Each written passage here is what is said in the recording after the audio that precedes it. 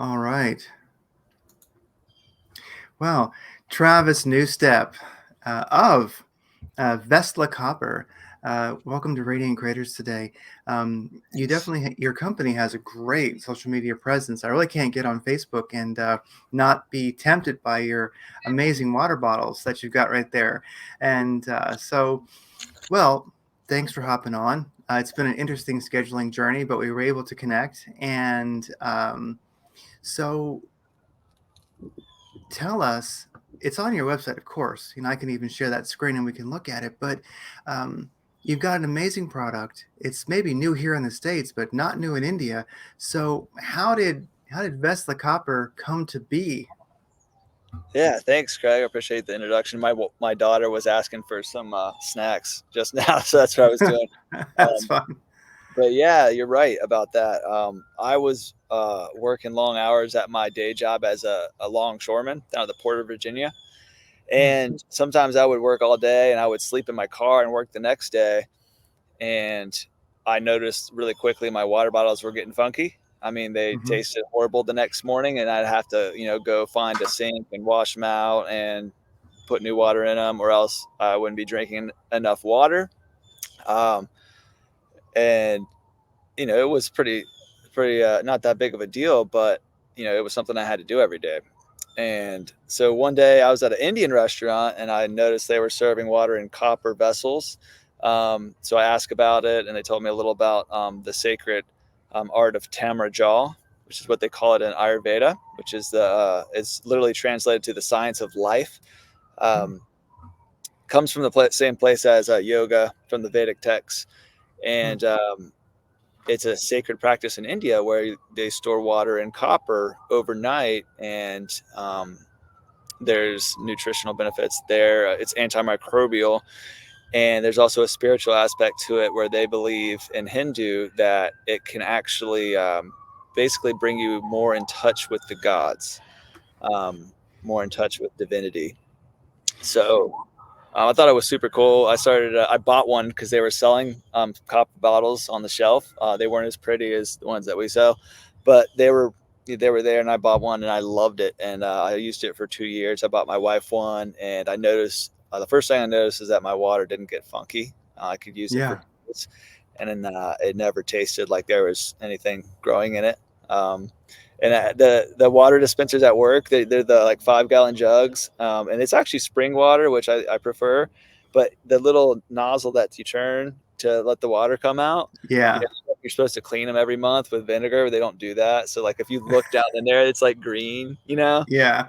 algae, and so it's kind of a joke at work that it's the water's suspect, but that doesn't matter with these copper bottles. If you let it sit 15 minutes, it actually starts the antimicrobial effects actually kick in within 15 minutes. Within 3 hours, um, any microbes in there are significantly like reduced.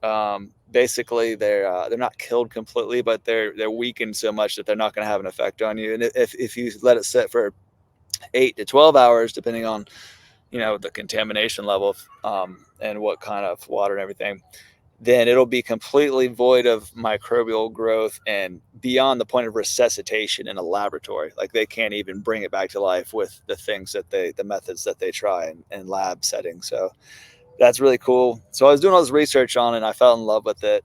It raises the pH of your water slightly. Um, and then I just kept reading, and that copper in general is a really, really fascinating material, a natural element. So I wanted to have a company like this, an e-commerce company. I wanted to start one for a long time, but I was waiting to find the right product. So I was like, this is the right time. We got to do this. Unfortunately, my wife was pregnant, and it wasn't the right time for my family. But I think with something like this, there's never going to be the right time. So I went ahead and did it anyway, and told her that I would take care of everything with the launch. And then, after we had the baby and she was kind of settled down after she recovered, she could join with me. And, now here we are. She helps me run the business, and we're doing really well. And I'm learning more about copper. I'm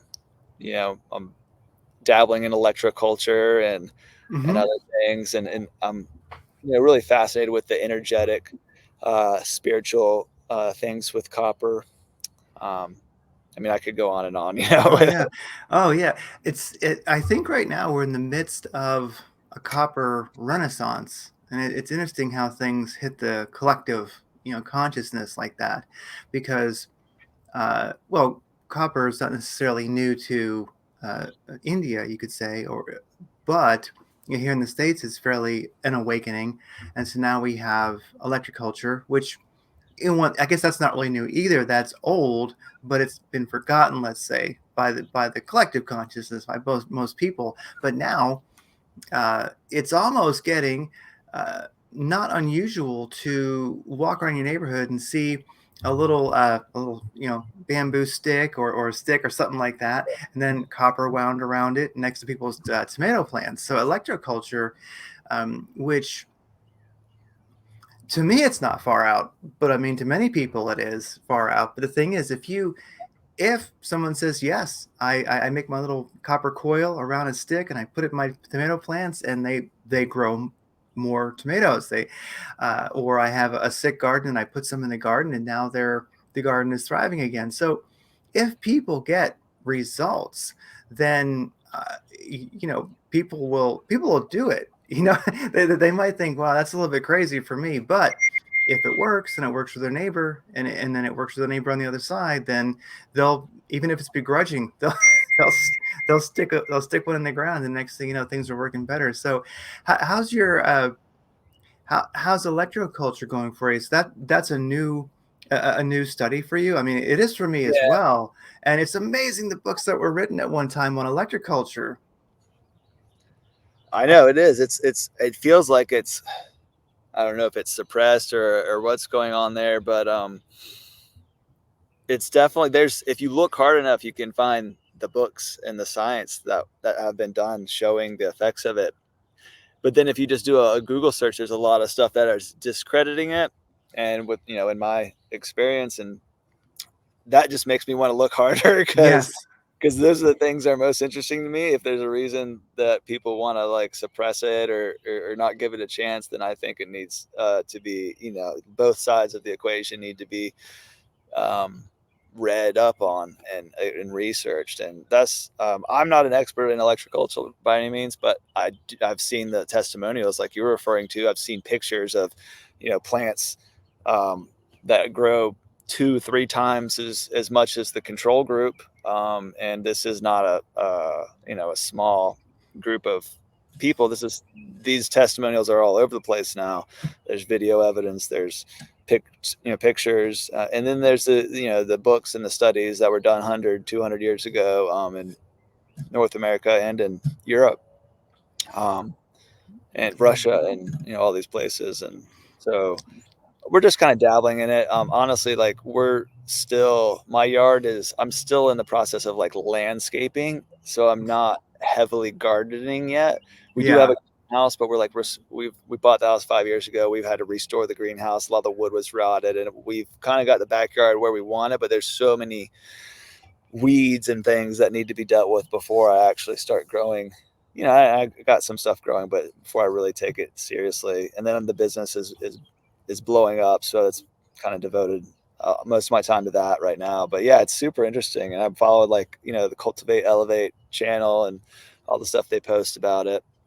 And so we got a couple coils going in our greenhouse, just doing some microgreens, and got some tomatoes sprouting, some lettuces sprouting on the bed, but it's all real new. So I don't have any like results or anything cool like that. Yeah, yeah. Well, that's one of the nice things about something like electroculture, or copper water bottles, of course, is that people can put it to the test. If a person wants to know, they can just try it and they'll see. So I think something that truly works just proves itself, Yeah. Do you and have any? Are you doing electroculture? yes, yeah. Some outside, and then some inside. Like every plant eventually gets a little. Every house plant thing we have growing in the house has a little spiral in it. Almost every, and then we just have some big ones in the house because they're good for the energy of an area as well. And so we have some nice uh, big copper twirlies, I guess you could call them, in Yeah. the house. And so they're a wonderful thing. And I think that a business somebody could create is actually making beautiful ones, because they're good for an area, they're good for a garden, but I would say that they're enlivening to a house, to an area as well. And I mean, that would be there'd be another startup business. It's just beautiful electroculture for the home. Because some people already make incredibly ornate ones, but I think with that, with the copper spirals, there's a lot of artistic uh, uh, medium right there to do amazing things. I mean, so Yeah, I yeah, agree with you. Um, yeah.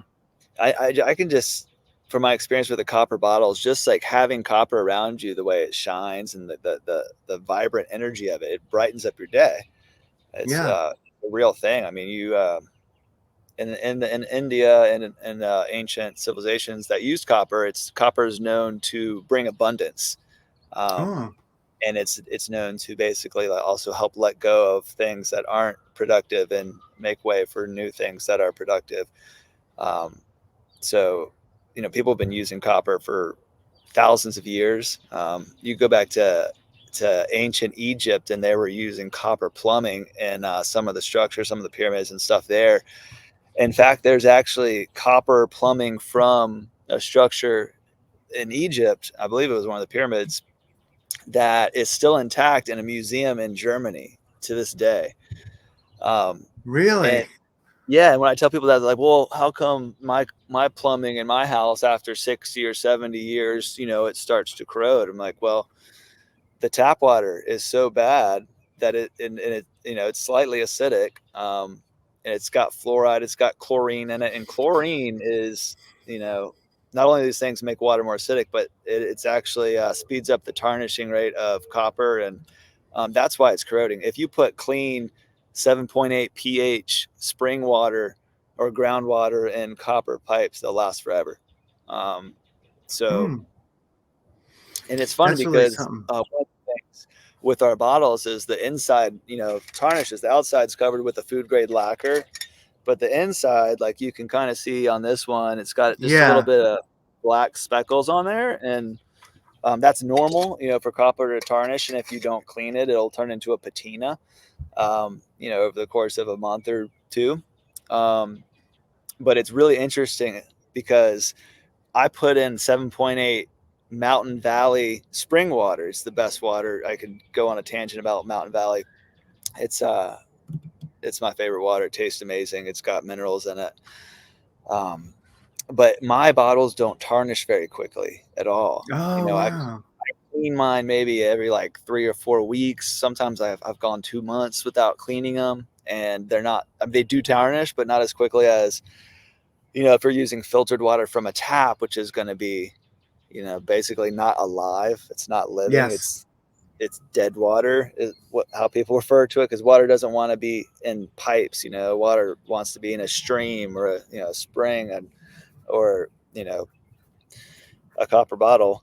We kind of mimic some of those characteristics, but yeah. And then so it's funny because some of my customers are like, "Oh, it's tarnishing. It's after the first time I use it." And well, what kind of water did you put in? If you put in tap water, yeah, it's gonna tarnish quickly Mm-hmm. because of all that crap in it. And then even if you filter the tap water, even with a really good filter, it's still water that came from the tap. It has it.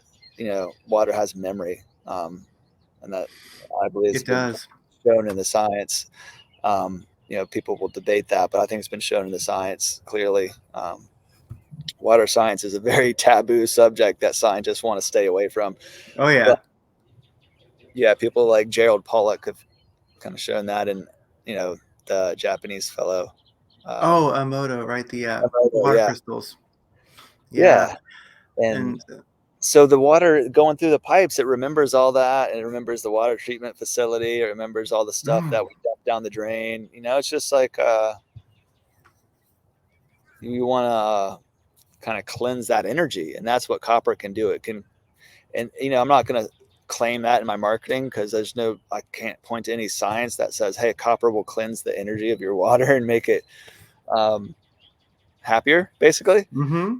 Um, but that's what I believe is going on. And there is a little tiny bit of science that needs to be studied more that shows that copper kind of restructures water. Are you familiar with structured water at all? I've heard the term structured water a good number of times, and I'm still not exactly sure the definition of it.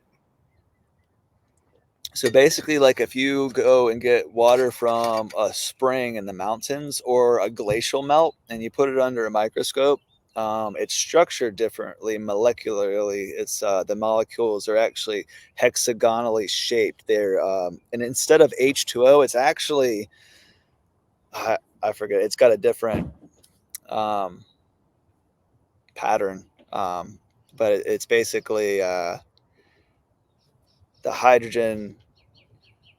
I have to Google it, but if you Yeah. Google it, it's a different. So It's like there's an extra hydrogen or something. And it makes it go into a diagonal, really structured hmm, formation, and that basically it's also known as exclusionary zone in the scientific literature. It's known as exclusionary zone water.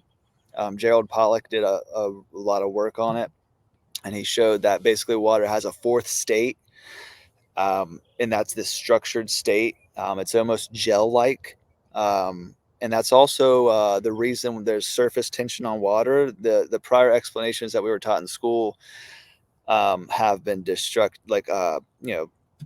picked apart by scientists like Gerald Pollack. That doesn't really explain why the surface tension happens. Actually, what's happening at this layer is there's a small exclusionary zone of water that is in a fourth state. It's structured, and that's what allows it to have surface tension and all these other phenomena with water.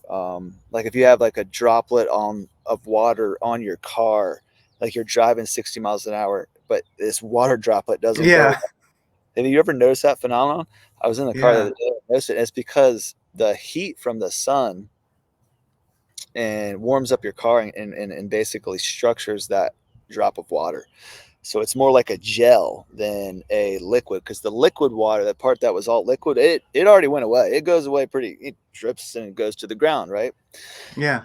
So it's super interesting, but more science needs to be done on it. But there is, you know, some people that are saying that that's what copper does too, is that you let it sit overnight, it restructures the water. Hmm. That So makes sense. Yeah. yeah, And I think the spring water is a big deal where the structured water, spring water, very lucky to live down the hill from Sedona here. And there's natural springs in Sedona, and some are, well, one especially is extraordinarily easy to get to. And so you can go fill up there. And the nice thing about that water is, thing about Sedona and the vortexes that people talk about. Um, well, some of the foundation of that really comes from, if you ever go to Sedona and you see a piece of rock, you'll notice that there's crystals in it, so that the natural red rock there is just crystal ridden, and so there's so much quartz crystal in the rock that goes really really deep. And so when you get the spring water from Sedona, you're getting this beautiful, like crystal enriched, like I mean, I know I sound drastically like new agey, so everybody, forgive me, but that's me. You get this sort of like crystal vortex enriched spring water, and the first, I always knew it was better because it tastes better. I mean, a person can just it's a spring water is an experience. If you've only drunk tap water before or even filtered water, you haven't really experienced water. I mean, it's amazing when you get it from the I spring. agree. But something that really struck me is if you boil it, it sounds different. So I would say, and that got me. So I was making coffee in the morning and had a bunch of sit on spring water. We drive up there, fill up a whole bunch of containers, and come down about once a month. And um, I just realized one morning I'm boiling the water, and I was like, that sounds different. So I had to even do a test. Okay, regular water out of the reverse osmosis filter, then spring water, and it has a different sound. So That's there's an so experiment. Yeah. So and that'd be wow. kind of yeah. So it'd be kind of curious if an experiment that people could do is you take your water of choice. Maybe spring water won't work on this for this experiment, but put it in one of your copper containers, your copper water bottles, let it sit overnight and boil it in the morning and see if it sounds different. That'd be an amazing test. Wow, yeah, that would be. It's like this Yeah. boiling like tap water versus spring water versus copper infused water. Yes. See how it, that'd be really something, a great test. Well, because there's a company, and I honestly don't know the company name, but I've seen them. They make a copper pipe that has the vortex in it, the twist in it. Yeah, I've seen stuff like that. Yeah, and I can't speak to the effectiveness of it or not, but even that is something I think that is fairly new in the last few years. It didn't exist before. Yeah, I think I mean it's actually, yeah, a few hundred years or a couple hundred years. I think what was the guy that discovered that vortex? He was a logger in Austria, I think, and he was doing work on logging and like log flumes down rivers, and he Mm-hmm. found that the vortex of the river is what helped the water basically carry the heavier logs over the river. So when they built the flumes, they actually incorporated the like vortexing water into the flumes, and that made them be able to transport the logs a lot, like way more efficient, like 3 times more efficient. He was it Victor I don't. Schuberger, something like that. Mm. I should have had some notes. I'm trying to move. I noticed I was in bad light. I'm trying to stay Oh, outside, but I'm gonna move indoors. oh, it's a great garage you got there, or workshop, or both. Yeah, there you go. All of the above. Oh, I like it. That's awesome. That's Yes. a nice looking garage. Well, Thanks. yeah. So and so your water bottles are those made in India and then shipped here, or Yeah, are they made really? they're all handmade in India. They hold copper to be sacred. They have generations of experience in coppersmithing. So they're made in India. They're shipped over here. Um, and then they're stored in my garage warehouse. And we're probably gonna have to buy or rent a warehouse space this year because we're growing so quickly. But it all started. I had this garage built in my backyard specifically to use as a warehouse, and it's been great because I can just walk out the back door, Yeah. barefoot in my grass and ground a little bit. I could Mm-hmm. basically work from home, and I got 3 kids, and I'm still transitioning out of my other job. So, and then we have a couple other businesses as well. So it's been nice to just have it here.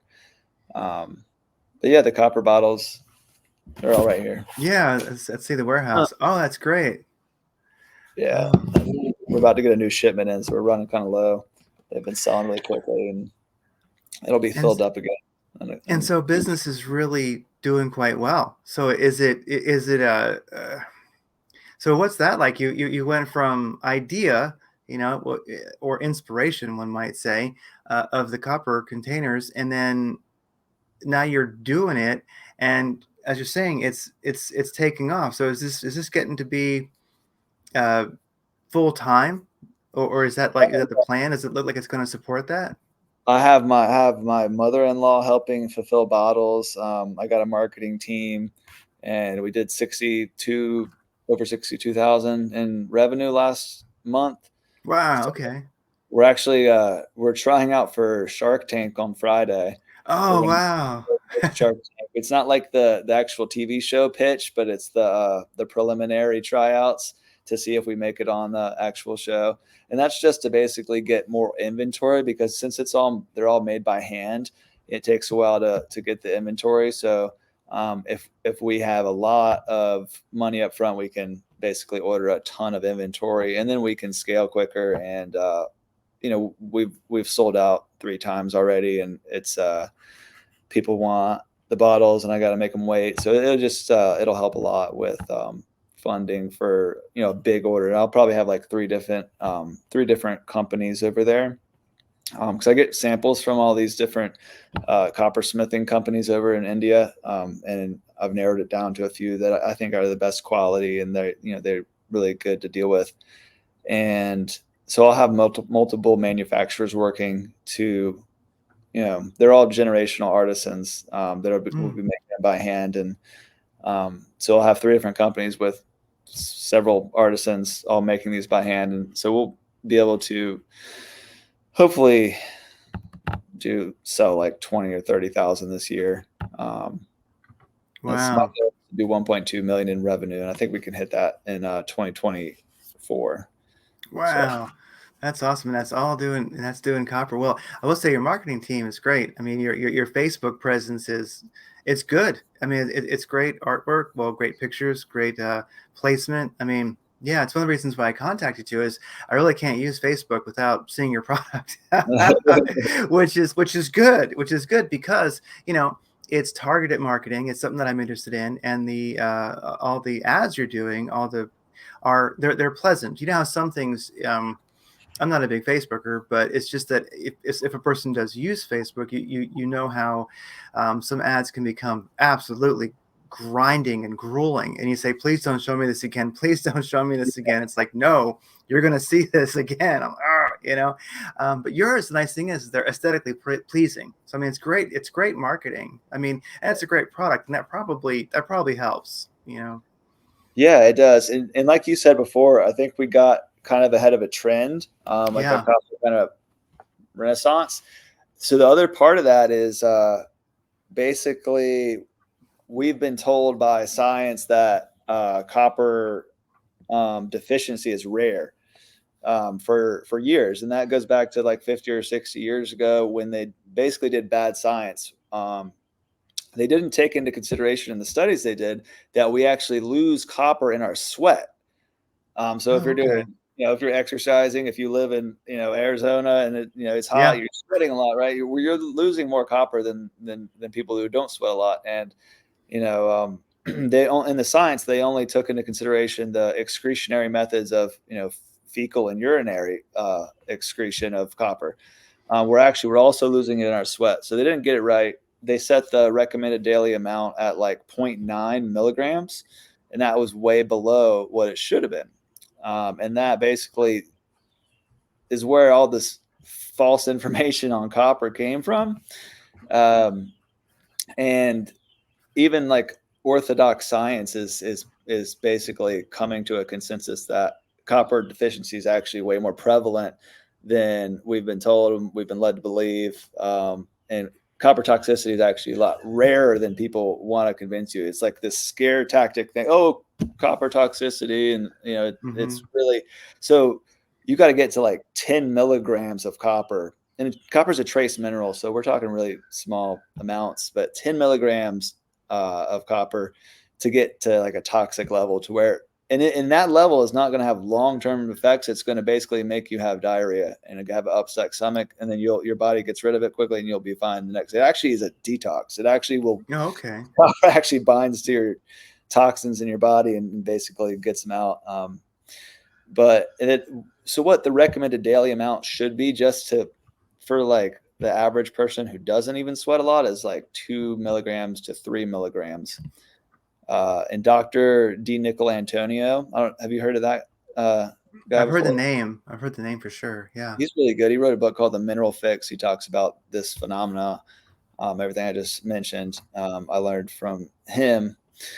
And so when you store water in your bottle overnight, all the claims that you hear from the Tom Rajal advocates, the Ayurvedic practitioners from India, that it's good to beat anemia, it's good for thyroid function, cognitive function, heart health, et cetera, energy, collagen formation, stem cell activity. All these things are because you're getting copper in your diet.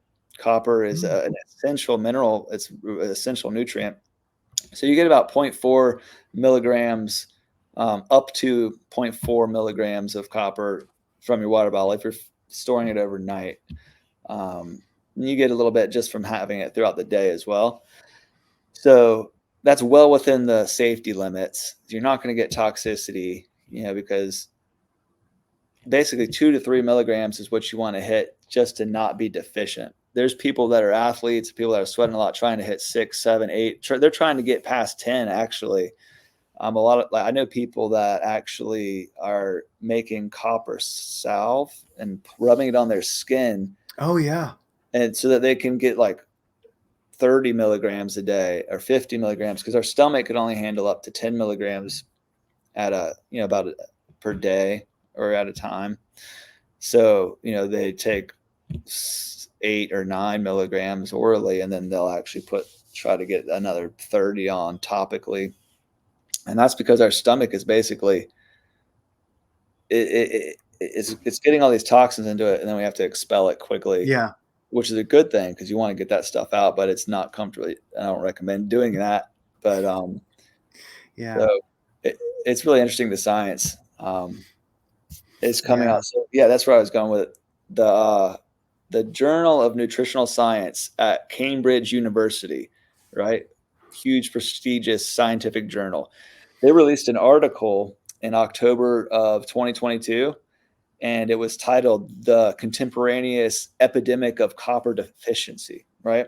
And this wasn't just one study. They cited 80 different peer-reviewed studies with over 9,000 different cases, people where they had different conditions, from Alzheimer's to osteoporosis to uh, thyroid dysfunction and all these different things. And they supplemented copper and their symptoms improved. So this is textbook deficiency, right? Like, this is obviously these people were deficient. And so then if you look at, I think the best information on minerals and the way that they work in our body, basically, it's Morley Robbins's work. And he wrote a book called Cure Your Fatigue, but cure is like CU, like the atomic symbol of copper with the box Mm. around it. And then RU, cure your fatigue. And he talks about how basically the reason that people are depleted in copper is a number of reasons, but one of the biggest ones is chemical farming. Obviously, the glyphosate and the NPK fertilizer, and all the chemical farming practices are basically depleting our soils of minerals. And they just replenish with nitrogen, potassium, and was it MPG? The other one, whatever it is. But those three things Yeah. are Whatever K is. trace minerals and the microbes in the soil, right, for it to be like healthy cropland. So all of our plants are depleted, but copper and magnesium are the two biggest ones that they're depleted of. Also calcium and in some cases even iron. But so Yeah. those are depleted, and then we're not eating the animals like we used to. We used to eat elk and deer and bison, which have more copper in them. And Hmm. now we're eating, beef, and we're not eating the liver and the heart anymore, which have copper in them. So all these things come together, and that's why we're deficient. They say half of people, up to half of in modern civilizations, are deficient in copper. Yeah, and that's not surprising at all. And it's true. Yeah, we're definitely, well. Then there's another renaissance there as well, is the paleo ideal. I mean, most people aren't quite so hardcore. They live on like bone marrow, brains, and butter. I mean, they're not quite totally, they're not totally paleo. Um, and that can be a little bit shocking to the domesticated person. Like, I got to eat what, um, but that's what a hamburger used to be. That's the thing about how things have changed, is where, I don't know, it wasn't necessarily on purpose for health, but hamburger used to be all that stuff. So it was meat, but also it was all that stuff. It was the brains, it was the liver, it was everything. And now I've heard it called ancestral hamburger. So at the farmers markets now, Yeah, and some butchers, you can actually get ancestral hamburger, which is the whole stuff once again, and that can be a little bit unique to try. I mean, I'm a hunter, so I'm not bothered by it, and I'm used to eating all kinds of grisly stuff. I like it, but yeah, but yeah, I would say that uh, yeah, wild meat and wild organs are, it's a trip, but once you get used to it, you're good to go. But yeah, that can be shocking, and I would say that, yeah, a much easier gateway item to get into that point where we're eating buffalo brains and such is definitely a nice copper water container. yeah, You can wash them down with that. yeah. So do you prepare the organ meats and stuff when you hunt? Yeah, Um, I do. And some of it is, that's the thing about hunting, is some of it is if you're in the field afterwards enough, like if you might by yourself or with some other people, especially, it's a little easier. So when you're hunting as a little group, um, because let's say it's an elk, let's say it's big, that's kind of hard for one person to carry out. It might take a while, a few trips, while you're fighting off coyotes and stuff. So, but with but with that, um,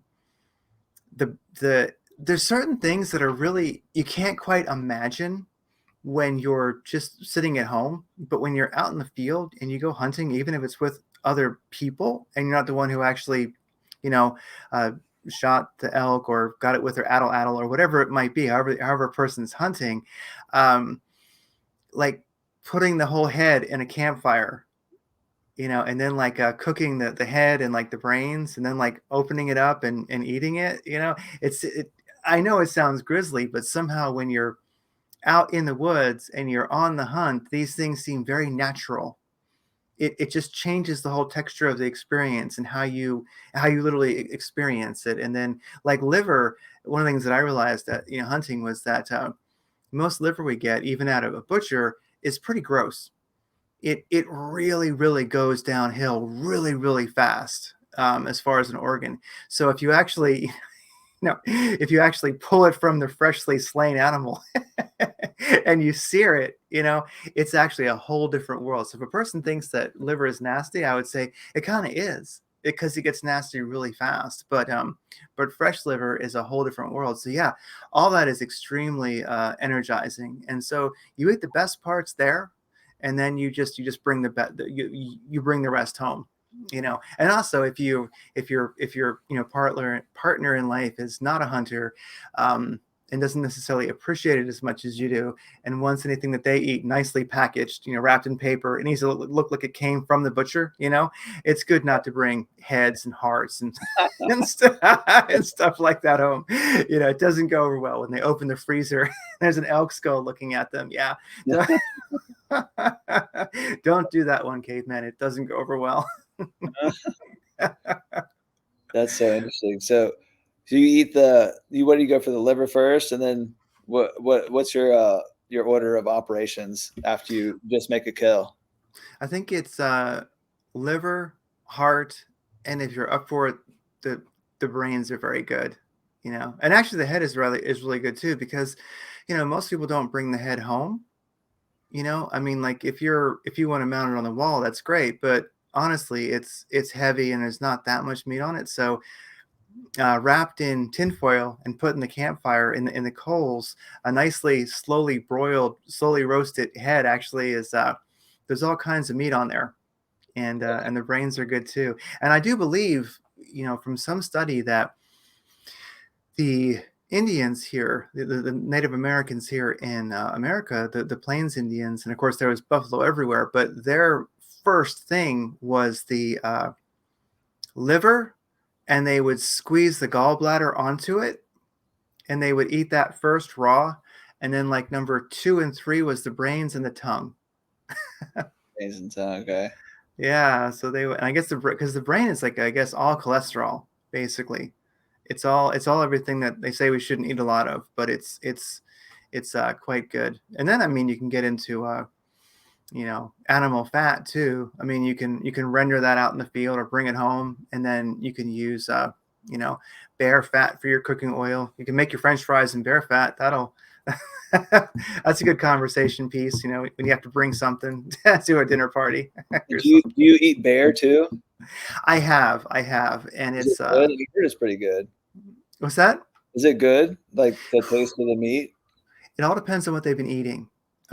So where I did uh, hunting where bears were around, so in the Pacific Northwest in Washington State where I lived, there was deer hunting season overlapped bear hunting season. So most people, and so the bear tag was cheap, And Yeah. so if you were deer hunting and you happened to come across a bear, then you would, maybe if you wanted to, if it was, maybe you shoot it.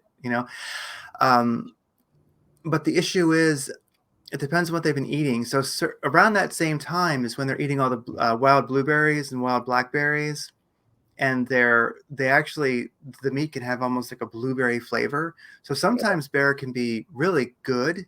Um, but if that thing has been parked on like a dead elk for 2 weeks, Yeah. I mean, it is nasty. Oh my Oh boy. God. Yeah, but I guess you're getting your copper, but yeah, That's interesting. We just got back from North Carolina. We did a long trip up in the mountains, my family and I. Yeah. We started off. We stopped in Chapel Hill. We live in Virginia Beach, and then we ended up in Western North Carolina in the mountains outside of Asheville. We stayed at a place called Lake Lure, which was amazing. It's like where they filmed Dirty Dancing, and my Mm. wife was all excited about that. And there's the Chimney Rock is beautiful, and it's the biggest mountains on the East Coast. They're actually, it looked like I was in like mini Yosemite or something. It's gorgeous over there if you ever get the chance to go. But there was some huge black bears coming to our house like every night and every morning and digging through the trash. Oh, wow. I've seen black bears hiking and stuff, but I had never seen one that big. This guy might have been 500 pounds or Wow. he was huge. And my daughter dropped her stuffed animal off the balcony. She said, "Dad, we go get it." She's got, we knew about the bears. So I told my kids not to go outside alone. It's like, yeah, I'll go out. And then I had walked outside that morning and I knew the trash was all over the place. I knew the bears were close by, but I didn't know that they were still in the area. So I walked out and I turned left and this is the front of the building. And she had dropped off the back balcony and the back it slopes down really, really steep. So I turned left and the bear's there and he's eating trash on the other side of the road. And I was just like, that's a big bear. But I was far enough away. I was already far enough out that I decided just to slip down the side of the building and run down and get the stuffed animal. So I ran down, I got it, and my family's there at the balcony, and I threw it up to him. Like, there's a huge bear over there. It's huge. And so then I walk back around the corner thinking it's still in the same spot. Like, so it's like a road, next to the building. And he was on the other side of the road at the other buildings eating their trash. He had crossed over the road and was right at the corner that I turned, staring down over a ledge at me. Oh, Like wow. 20 to 30 feet away from this bear. And he was just staring at me like on this ledge. Like he could just jump over and be on me. And you're not supposed to run from them because, their hunting instincts. This is what I was Yeah. told. Safety people, their hunting instincts kick in. So I just kind of like turned and I ran and I jumped and climbed up the balcony. And I had a knife and I bought a knife because the bears were out and they were around. It was a big knife, a big sharp new knife. But I don't know if I would have got anywhere with that guy because he was huge. Yeah. Oh, yeah, they're It's big. the biggest one you've ever seen in the wild. Wow, that's something. Yeah, I'm not sure if I admire them or I just think that they're silly, but I admire their tenacity, people who go bow hunting for bears. I just think because your max shot for most people is 50 yards, you know, and that's really close to be to a huge animal and piss it off. Yeah, you hit him in the hand or something. He's all Yeah. Yeah, and they're smart. They know who did it. They're gonna, right.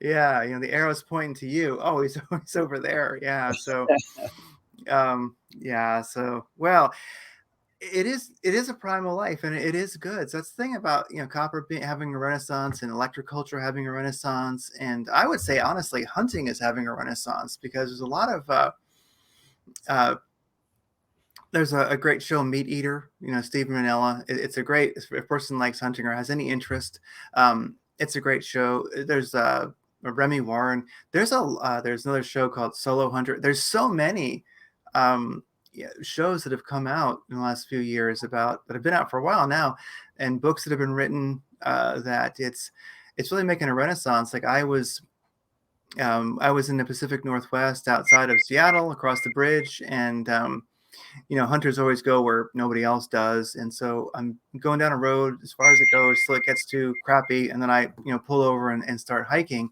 And then a little further than I had gone, which was getting too rough for a truck, there was a Prius, and I walked past it, and there was 2 cases for bows that, in it, and I noticed on the back window, a little sticker that said "Real Men Bow Hunt."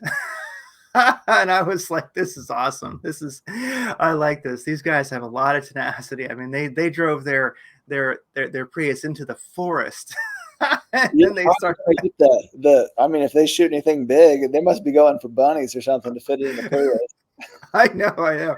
I just, In uh, the Prius. Did they have uh, like a big plastic thing laid in the back or something? I didn't see that. It's true. They may not necessarily have had the whole thing thought out, but I admire that they were out there, and and I would pay to see, um, 2 guys driving a Prius back into Seattle with a deer slain across the roof,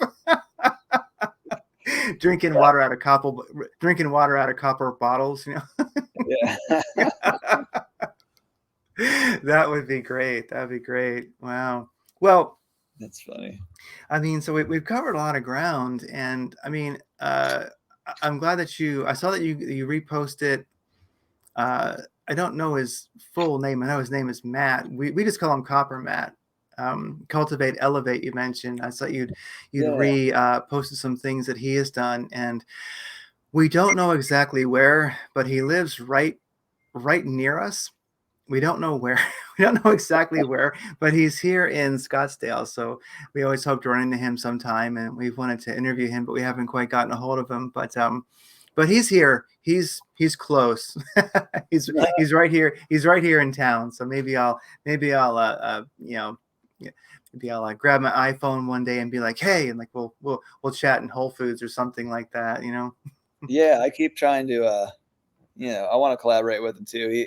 He answers me back when we talk a little bit on Instagram, and Mm, I've a lot of people have found my business through him. I've turned some people onto him and his channel, and so we definitely have a mutually beneficial relationship. I've been really interested in all the stuff he talks about. Some of the stuff is like I'm right on board with. Some of the other stuff I'm still kind of questioning. yes.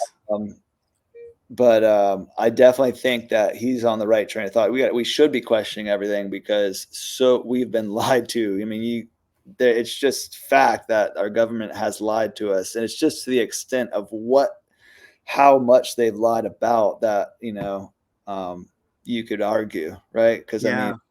like the Kennedy assassination, for instance, it's all declassified. You can go read it. It was the CIA that did it. Like Yeah. the government admits it, openly, publicly. Stuff that's just, I mean, some of it's like really easy to get behind. Then other stuff's like, okay, I almost feel like the government is like convoluting, like putting out so much false conspiracy theory information to actually basically discredit the real conspiracies that they've Mhm. committed by Yeah. association. You know what I mean? Oh yeah. I feel like that's happening, but so I'm skeptical of the skepticism, and but at the same time, I think he's on. I think a lot of the stuff he's saying is right on point. Oh, it's right on. And that's the nice thing about, I just call him Copper Matt. I don't know his last name, or I forget it, but Copper Matt, of Cultivate Elevate. He's great because he will always push you like right over the edge. Like, some things you'll just naturally like electroculture. It's like, yes, I get it. Of course. And then some other things you're like, well, that's a little bit of a stretch for me, or I don't know. But it is better to be on the edge than not. It's always good to be climbing that staircase of disbelief and pushing it harder and pushing it harder, because you know no matter how crazy it may seem, it usually turns out to be correct. So Yeah, odds are you're going to be right. you know right, right. So yeah, and where do you stand? Let's jump into the yes. topics. Like, what do you think about chemtrails? Are they real, or are they just is chemtrails just baloney? What do you think? Mm. Now, I think they're real myself. I think they're real. We actually interviewed here on the show a few times Matt Landman, who he created the Frankenskies documentary, and I would say that all the technology and all the patents and all the fittings that planes would need exist. And I think that there's pretty good evidence of, photographic, at least I've never seen it in person, but companies manufacture it and such. I mean, there's planes full of great big tanks that spray the aerosols, and that's not even denied. I mean, like cloud seeding is not denied. It's so. I think it's all about what do you think is in them. That's the thing, because it can be done. I just look at it like if it's nefarious and being done on a scale that we look up and see. I mean, I gotta think to myself, these planes don't have their little transponders on, so they're not being recorded, or we'd see them because you can see every plane where it's flying around. And civilian aircraft can't turn those off legally, at least, but the military can. And so you think, who's paying for that? One, who's paying for it, right? But if the chemtrails are real and they're nefarious, that's not good because they're spraying bad things on us. But at the same time, it's got to cost billions and billions a year to fly that many planes all the time. And talk about a secret. I mean, I know that they could keep it a secret, but there's got to be a tremendous amount of infrastructure behind these planes. So I just think that, well, anyway, what do you think? Do you think that, what's your take on them? Oh, man, I don't know. I've kind of gone back and forth on it because it's like you got so many commercial airliners. You go to the airport, you got Delta, you got JetBlue, you got, American Airways and, United, and they're all flying. And it's like they leave trails. So it's like, are they in on it too? These are private companies, like, are they on it? Like, is it? And then, I actually live in a big military area, Norfolk, Virginia Beach, huge Navy, Army, Marines, all of it. But most of the planes that I see flying are private jets, if you look closely, like, you could tell the difference. The military planes look very unique. And anyway, so like the trails are being left by all these private companies. And I'm like, are they in on it? That doesn't quite make that as much sense because they don't work for the government. They're private companies. And then it's like the explanation, when I looked at the other side of it, because I was kind of sold on it for a while. And I looked at the other side of it, and the explanation that like NASA and the different people give us for why some chemtrails disappear and some don't, there actually makes a lot of sense scientifically to me. I know that cloud seeding is a thing. I know that there's patents for it. I know that they're doing weather modification. I'm absolutely 100% sure that's happening, but what scale? I don't think, I think I'm not sold on the fact that it's a mass scale thing. Mm-hmm. And I'm also not sold, like Matt, for instance, and I'd love to talk to him about it, but he says that he was like, maybe clouds are like invented by the government. Like maybe we should.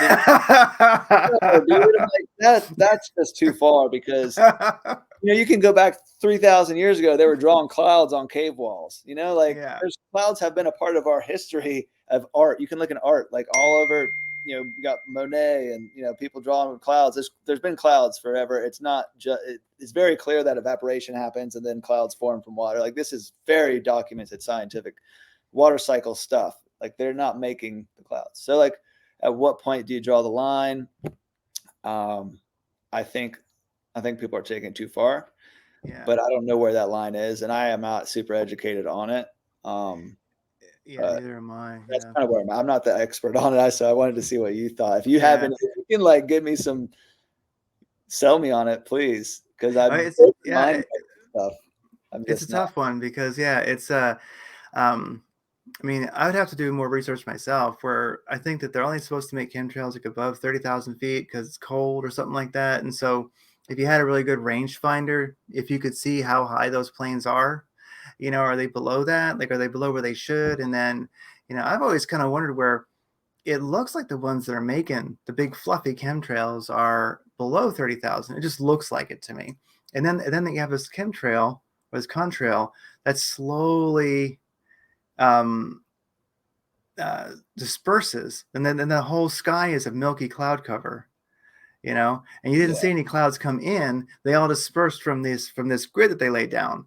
And then I'll think to myself, well, planes have to fly in you can't just fly where you want over a city. You have to, um, uh, well, for insurance reasons, all the commercial airliners, if you were to look at their little transponders, they all put it on autopilot and they come in and they fly over the exact same flight path, because that makes, because for one thing, that they have to in some cases, but also it makes the insurance cheaper. So they have to actually turn on autopilot, let the plane land so that they can validate that they flew a certain path in that is the safest and is, and all this stuff for their insurance. So planes don't just fly in grid patterns over cities.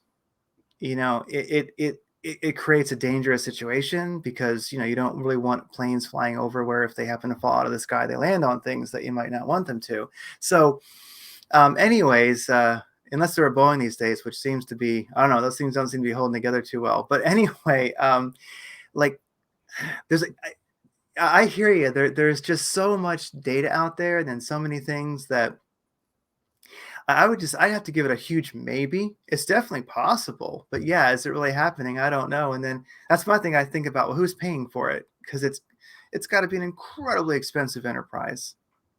Yeah, it does for sure. And if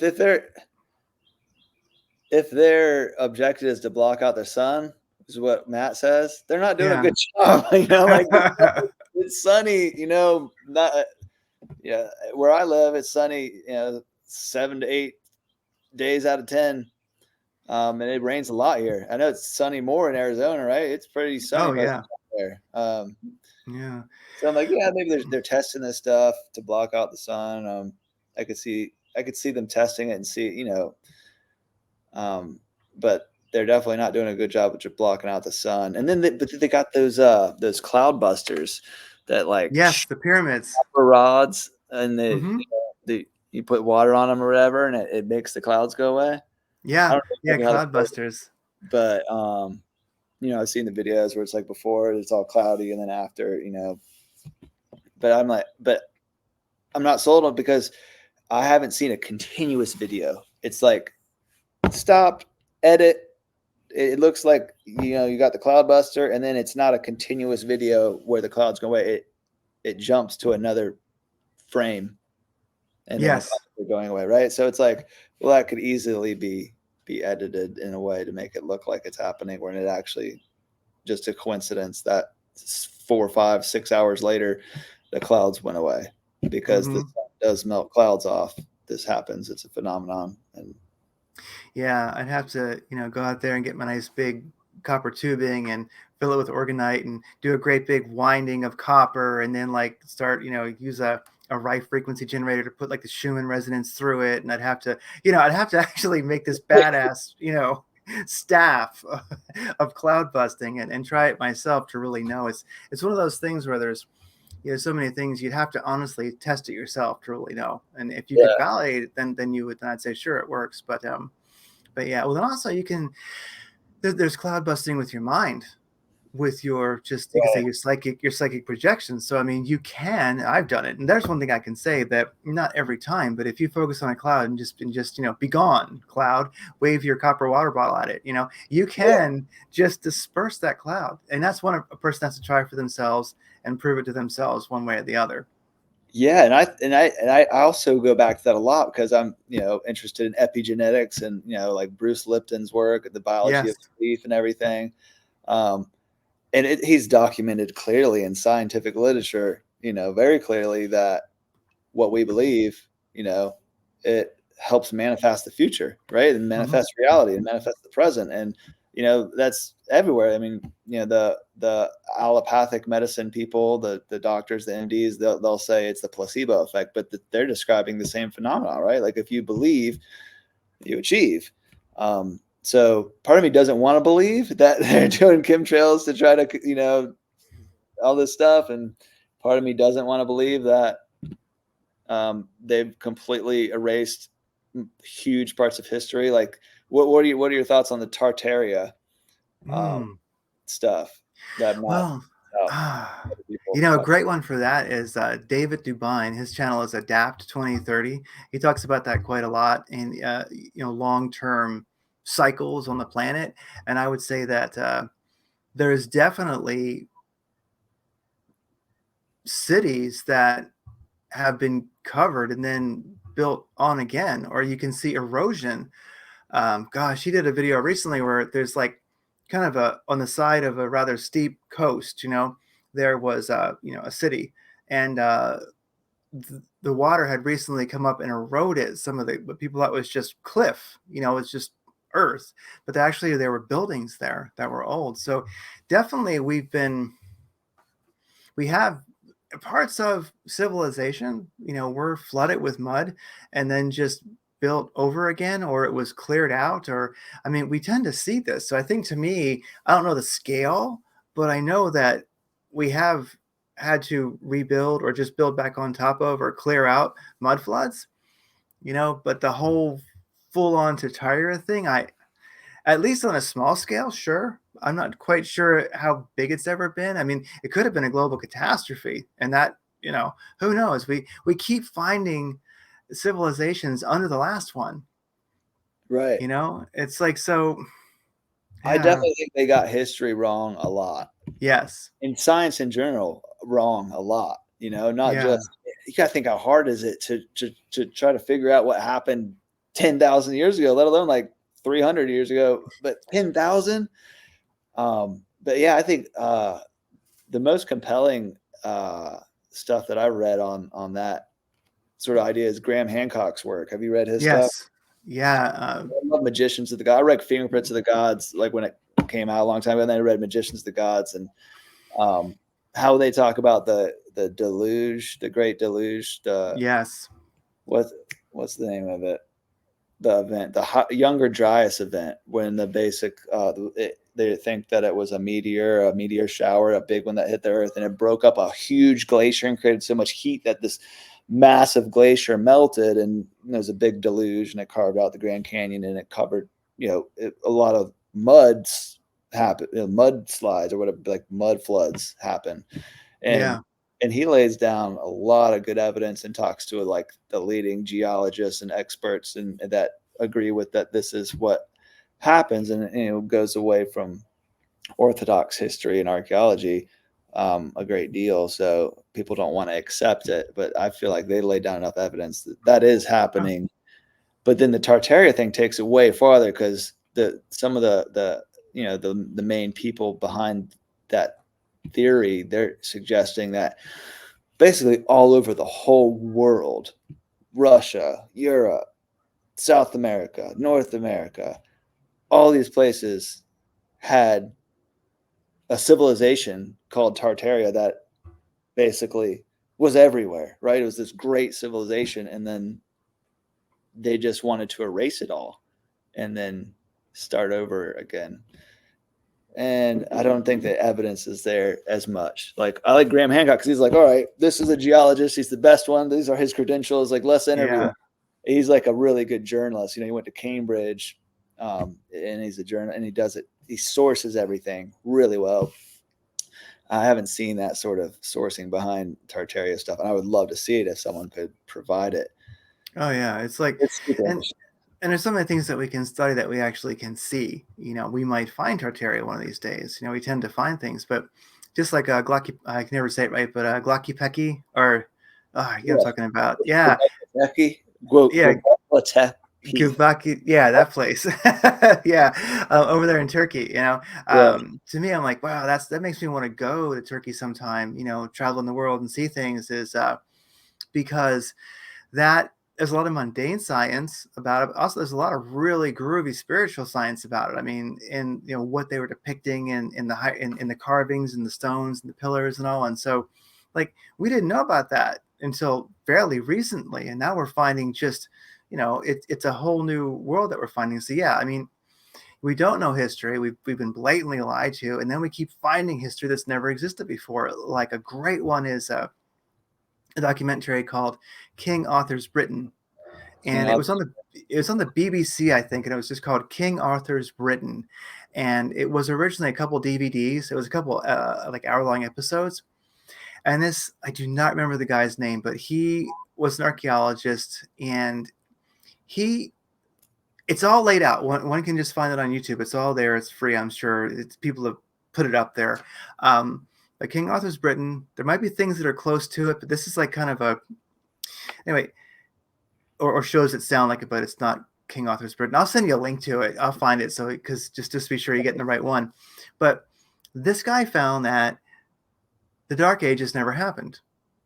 Really? According to his study, he was like, nah, the early Britons, they liked the Romans because they had some technology they didn't have, but the early Britons were, they were writing Latin, they were educated, they, were into Gnosticism, they had their own spirituality. I mean, there's all this stuff. So there was like this sort of relationship, and it was more like, well, I'm a feudal lord, and if you're going to send me like, 1,000 Roman troops, then I'll trade with you. It was more of a trade relationship, and then in general, the Britons began to just kind of dislike the Romans. They were getting a little bit pushy, and then Rome had its issues, and the troops had to go back, and they were like, hey, you want to help us fight off our enemies? And the Britons were like, nah, because you're kind of a pain in the ass, so just get out of here. So anyway, that's kind of and a person can believe it or not, but he documents it's at least it's Copper Matt territory. I mean, to me, it's because I'm like, it makes sense. And he's digging in the ground. The thing is, archaeology keeps getting better. So there's things we can find now, like what is it, a ground penetrating radar? Yeah, the LiDAR. And they're just like, like these areas that there were cities were growing and continued to grow after the Romans left. And that's just LiDAR. We didn't have it before. So then you start realizing like, well, you mean the Dark Ages never happened? It's like, no, probably not. So yeah, I think it's great to have that mindset. Maybe that's a real superpower, is that you're just willing to let your bias go the way you thought things were, maybe even the way you would have liked them to be, and just keep put truth above all and just let it keep unfolding. And it gets easier to let things go. I'm not quite ready to say that, clouds are a government psyop, but maybe you gotta, keep don't be too open-minded. That starts getting to be dangerous just as well. Yeah, you're very spot on with that. Your mindset is super important, and with the epigenetics and stuff, it's been mindset's everything. So you can get in a mindset where you're so mistrusting. Yes, you're gonna find what you're looking for, which is that you're being duped. Like you can get in that mindset, and that's going to influence what you find. And then you have the social media logarithms playing into that. They know what you want; they're going to give you more of that, right? So you got to be really strategic in the way that you look at both sides of everything, because I know we're being lied to.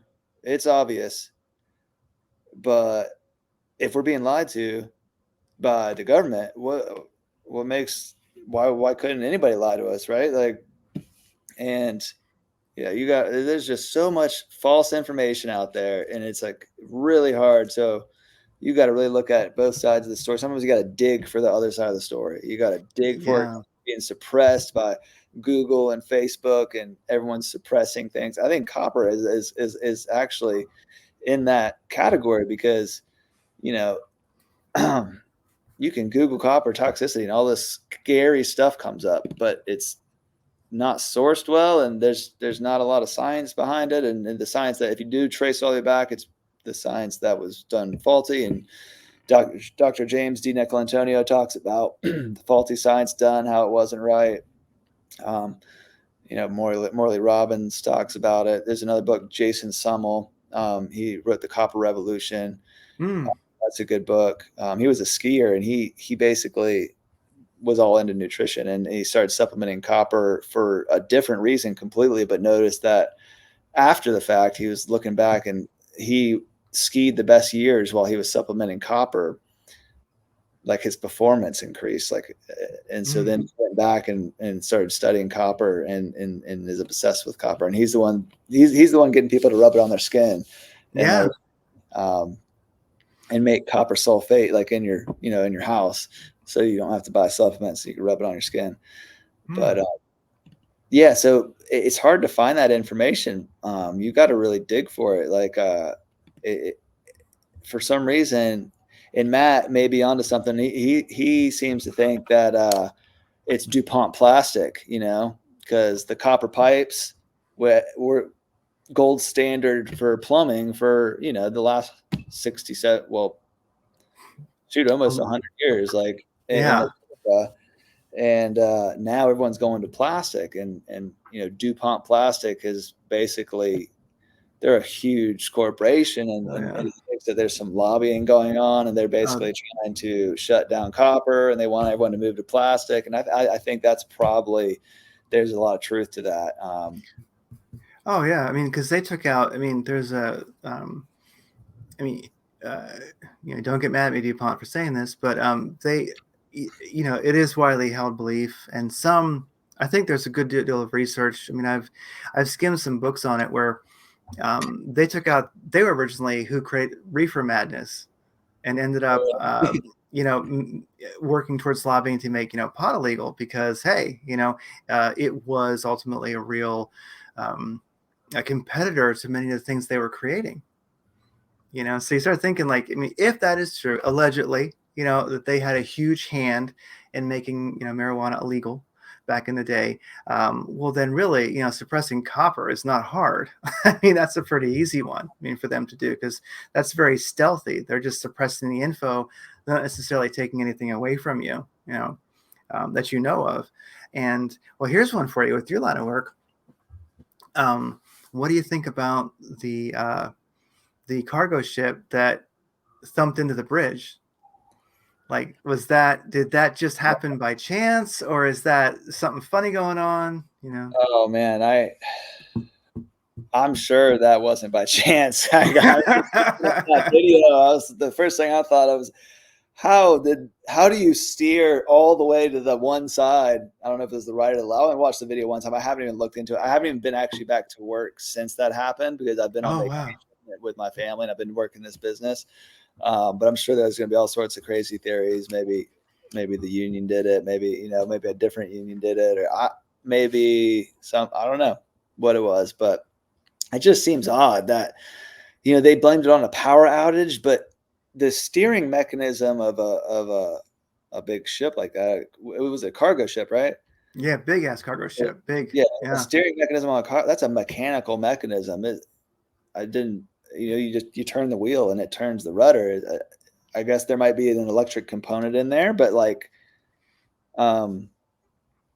if the electricity goes out, you should be able to steer the ship still, right? It's tough, and that's the thing. I think maybe that's one of the new renaissances, you might say, is where we've all become, I'd say, like since 9/11 especially, so many people have become investigative journalists, in their own right. And yeah, you don't want to get too overboard where you think look, some things do just happen, and not everyone is a crisis actor. I mean, it's like, so things do happen just that aren't good organically. It just happens. But no, I was thinking about that because I used to work on loading ships and loading cargo ships. And I wasn't a longshoreman. I was actually in the military, but, back in the day when I was younger, and we used to load equipment on ships because a lot of times they move equipment around the world, they put it on cargo ships. And so even if you got really lucky, you could go on the civilian cargo ship, and you could, like, 5 or 6 of us would go to just maintain the equipment while it was at sea. And we loved it because it was just like, in the military, you have to constantly be running in circles and doing shit. But on a cargo ship that's civilian owned, you just need to eat. That's it. And so we loved it. But I remember being a mechanic. I was a heavy equipment mechanic, a diesel mechanic. I went and looked at the ship because, I mean, I was just curious. And I'm like, okay, this thing has dual, like 48 cylinder, like a post cylinder, diesel engines, and it's running an alternator, which is running like AC to DC. No, AC. Well, that's running a motor, which is turning the props, and there's two of them, and they have this great big ATS, automated or automatic transfer switch. And so in a sense, it's like running on one. And then if that one goes offline, it just goes boom, the other one starts running, and the motors are actually running off batteries. So that transition is smooth. And I So if just the learned a lot switch, about if it's the kind of electrical goes out, Does the motor still run? Because it's got a battery, right? Does it It run off? doesn't just it doesn't just stop because it's running off battery. It's like it's so it's kind of like when you have a surge protector at home, a battery backup. If your power goes out, you got a little while. So if the engine stops, then the other one kicks on and takes over. So I don't know if they're all built the same. I really don't know. Um, but the ones that I saw were like that. And then also you've got a generator that powers it. And then I think you have to like maybe for the steering, you have to go and like turn the power onto it, like there's a breaker or something. But anyway, yeah, just one of those things where the whole thing, it could have been exactly as it's advertised, but there's something about it. I just go, I don't know. I don't know. I think they got tugboats pushing those things in and out of port all day. And this one Right. decides just to punch it and go straight into the bridge. Like, you know, Yeah, I don't know. Yeah, it it just doesn't. Uh, and it doesn't knew make just, you yeah. think And tugboats would be with them in the bridge, going under the bridge. That might be a new thing they have to do. Tugboats stay with you till you're through the bridge. yeah, But I mean, yeah, it could have been an accident. It definitely needs to be investigated. It needs to be investigated. I'm sure they're going to do an investigation on it. We'll see what they say. yeah. And that's just the thing these days is I think people go, yeah, you know what, we'll probably never know the truth, but we'll like, we'll just, everybody's like I love it these days that everybody is sort of like their own, investigative reporter because they go, yeah, it, like myself, I don't know if it was an accident or if it was some kind of sabotage, but I just got a feeling that I don't know, something doesn't seem right. Just something about it doesn't seem right. Just got a feeling, you know? Well, I can tell you this much: work has picked up in Norfolk, Virginia, and Yeah. New York City.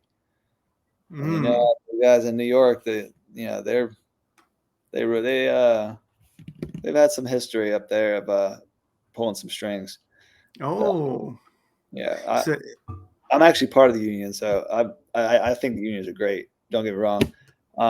I read Grapes of Wrath, and I was like, we need unions. I also think mhm. there's been a big sort of abuse of power with unions. Like they have basically been corrupted. You know, Yeah. uh, just like any huge organization does get corrupted. And so there's that. You got to look at that, and just because there's a time and place for unions, and I think they're beneficial, doesn't mean that they're also not possibly responsible for catastrophic stuff happening. It's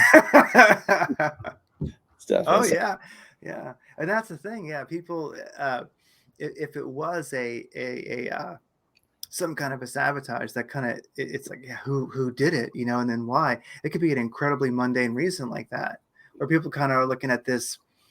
They're thinking, oh yeah, this is going to take out global shipping and this and that. This is you hear all the yeah, people on YouTube, you could say, who are like, yeah, this is like this plan by whoever, which is all very entertaining.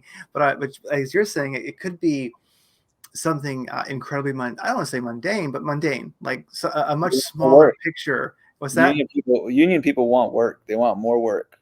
Yeah, it could be a very But then again, they're screwing the union in Baltimore, so I don't think that's something the union would do. But I mean, it's not out of the realm of possibilities by any means. yeah. So there you go. So now off to the internet. There's even more now after watching this. People, there's even like there's more wheels inside wheels. Yeah, there could be a lot of theories about this one for sure. There. Yeah.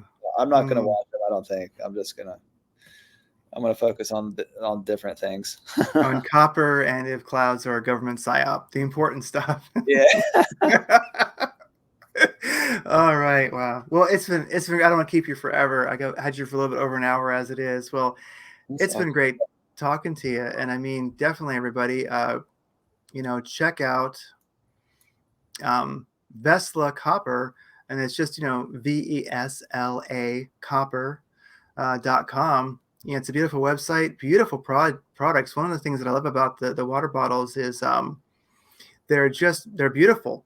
I mean, they're really little works of art. So I mean, a lot of artistic effort went into it, and I don't know, that definitely matters to me. It's nice to have something that's functional, good for your health and the planet, and happens to also be made beautiful. Because I think that maybe something we're missing in our society is is beauty. Things being made beautiful just for the sake of it. You know, like Absolutely.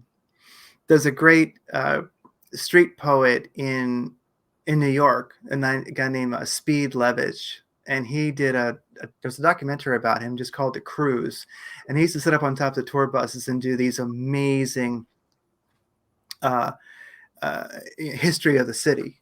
And he was quite the performance actor. Speed Levitch was his name, and it's just called The Cruise. You might find it on YouTube. The Um, cruise. the Cruise, just The Cruise, yeah. And he gets into like when you're, I don't know, like we call it.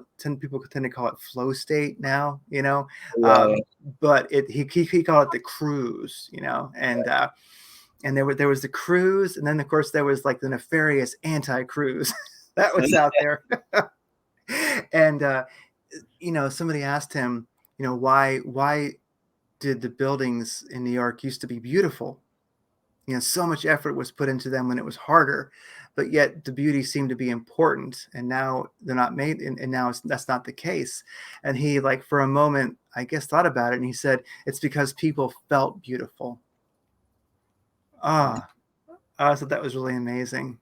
That's You know, interesting perspective. Yeah. yeah, yeah, Have you ever read the I got more time if you do. a little I bit, yeah, definitely. go to like 6. Oh wait. Oh, it is 6. Yeah, I gotta get off soon. Never mind. Okay. Have you ever read the book The Fountainhead by Ayn Rand? I haven't. Of course, I know who she is, but I've never read that book. Yeah, It's The about Fountainhead. an architect, and Really? he would basically be anti-cruise because he's like the beauty of an object as its function, and if you design the form for the function 100%, that's why it's so beautiful. Whereas like the older architecture, like you have like these Gothic, like you have a Gargoyles. from like Roman architecture, but they're not like if it's in a house in my neighborhood, if they have white columns, it's not supporting anything. It's just there for looks. And that Yes. to his taste was completely grotesque because it was not there for a function, right? It was a Yeah. waste. It wasn't efficient. It wasn't economical. It was, and so like his whole thing was like it has to be part of the function of the building to be beautiful. And anyway, it's a really good book. Ayn Rand's one of my favorite. Have you read um her masterpiece, the Oh, Atlas Shrugged. Atlas Shrugged? Only a little. I never got through it. It's a big book. I've never gotten through that one. I had to do the audiobook because it's Oh, easier. yeah. Yeah, yeah. Oh, I do big ones on audiobook because I couldn't get through it either. yeah. I'll have to try it on Audible. Audible's one of my favorite things in the world. Actually, I don't know how many I've got to have. I've probably invested enough to buy a small house in Kentucky in Audible books. Because if Yeah. you can't read it, listen to it. Yeah, Look at like that. driving, like at work, I do such monotonous things at my day job at the port that I can listen to an audiobook while I'm doing it. I'm just basically confirming the right boxes are coming off of a ship and the right ones are going back on. And I've done this for 10 years. I can listen to the audiobook and actually pay attention to it. And I've listened to a bunch that way. Yeah, I love it too. It's Yeah, amazing to have that outlet. yeah. Hopefully that ship captain was not listening to Audible. Right. You probably said the same thing. He's like, yeah, I can totally like pilot this boat. Oh gosh, maybe I shouldn't do that anymore. Oh gosh. No, I'm sure you got it down. Yeah. Well, thank you Well, so much, Craig. I really appreciate you having me on, man. And this is fun, and I hope to stay in touch with you and maybe do it again sometime.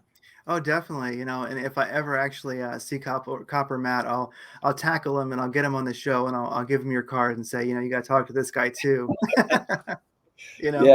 Yeah. Okay. Well, I'll get this up. I'll send you a link to it when it's done. I'll get this all fixed up and upload it, and I'll send you a link to it. And I think we created something fun and powerful, and I look forward to I know the next day or so we're going to order some cool copper jugs too. So look forward to those. So we'll be like a living sponsor, I guess you could say. Get these, you'll like them. So take care.